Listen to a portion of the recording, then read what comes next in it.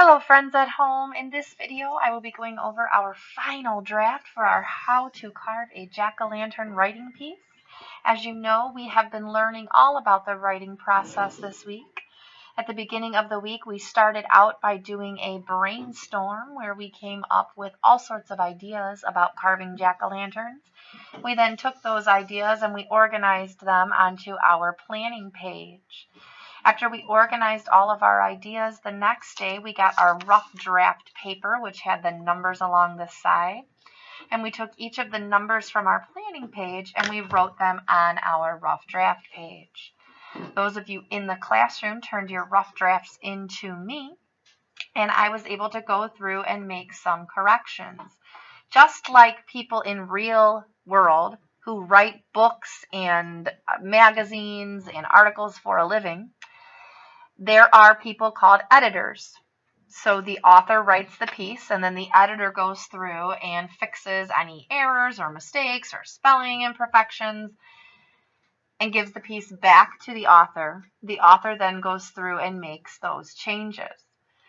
Now, in the real world of writing, you may do several drafts before you get to your final polished and perfect piece. Because we are just learning the writing process in first grade, we only do one rough draft and then we do our final polished and perfect piece. So when you get your rough draft back today, friends, you may or may not notice that I have made some corrections to your work. When you begin writing your final piece, Isaac, you need to make sure that you make the changes I made. For example, do you see how in my rough draft I forgot to put an uppercase C? So then the editor went through and said, make that uppercase.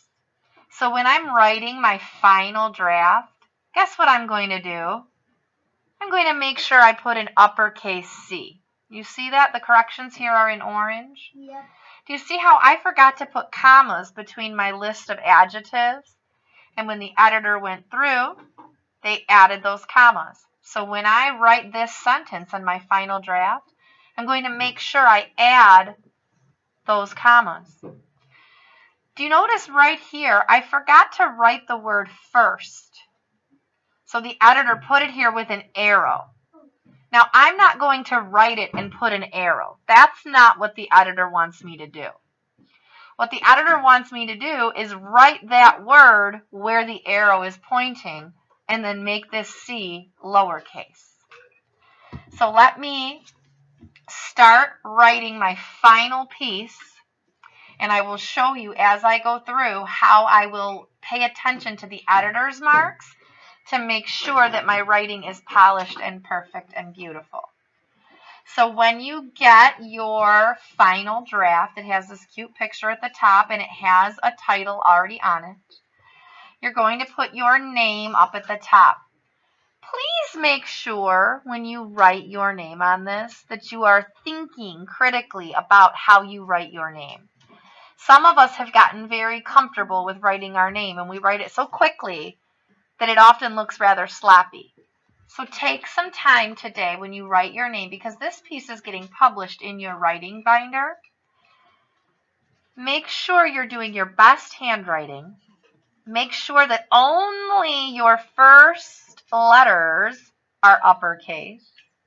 Make sure the rest of your letters are lowercase. And make sure that you're doing your best handwriting so that it looks really nice when it gets put in your writing binder. Okay? So now what I'm going to do is have my rough draft sitting in front of me with my final draft right here. And I'm going to start copying my rough draft, but I'm going to make sure if there are any orange editor's marks that I make those changes here. I am not going to write the numbers on my final draft because the numbers were only there to help me organize my rough draft. I don't need the numbers for my final draft. So I'm not going to write a number 1, but I am going to start with this word carving. So on your paper, in your best handwriting, you will begin, and I'm going to write, carving a jack-o'-lantern is fun, cool, disgusting, and awesome, but I'm going to make sure I'm using my best handwriting. I'm going to make sure that I'm using an uppercase C and putting commas between my work. So, uppercase C, I listen to the editor's mark. Carving finger spaces between my words. This is a polished piece. I have to have finger spaces. On your paper, if you forgot to put finger spaces, you'll see an editor's mark where I like, let's say this was the word, take out the seeds. If you didn't put spaces, then I went through and I did this. When you're writing your final draft, I don't want you to do that with the dots. I want you to remember to put a finger space between those words. So if you were copying this onto your final draft, you would write take. Now you're not going to go dot, dot, dot, dot, dot, dot. You're going to put a finger space there and then write out. You're not going to draw the dot, dot, dot, dot, dot, dot, dots. That's to put a finger space and write the. Not going to write the dot, dot, dot, dot, dot, dot. You're going to put a finger space and write seeds. Okay, so if you see this on your paper with the dots, that doesn't mean draw these dots. That means there needs to be a space there. Make sure you put it in your final draft, okay? So I'm going to plug along here and finish this sentence. So there, my first sentence is done. I followed my editor's marks. I put my uppercase C. I remembered my commas between my words. Now I'm going to go down to sentence number 2. I'm not going to write number 2, but I am going to make the changes. So in sentence number 2, I need to add the word first. I need to make this C lowercase, and I spelled top wrong. So I'm going to spell it the correct way.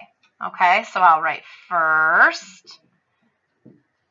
Remember, I'm not squeezing it in and drawing an arrow. I'm listening to what the arrow told me to do, and I'm writing the word first. Now, lowercase, cut the, I'm going to spell it the correct way. I'm not going to write it how I had it. That was wrong. I'm going to spell it the correct way. Top off and take out the seeds and guts. And I should have had a comma like too. Okay. First, cut the top off, take out the seeds and guts. So now I'm done with my second sentence. I've already done 1 and 2. Now I have to write my third sentence. Remember, I need to add this word then before the word cut. I'm not going to write it tiny and draw the arrow. I'm going to start by writing then, and there's a comma. Now, cut out a face, and I forgot a period, so I'm going to make sure I put my period. Cut out a face. Now, this is important. Do you see how I still have room left at the end of this line? I'm done with sentence 3, but I still have room left. So I can still fit more words here. So when I start sentence 4, which is right here, I can start it at the end of this line. I don't have to move down to the next line because this is one writing piece now, okay? So I'm going to start by writing last, but I have to remember to put my comma in. So last,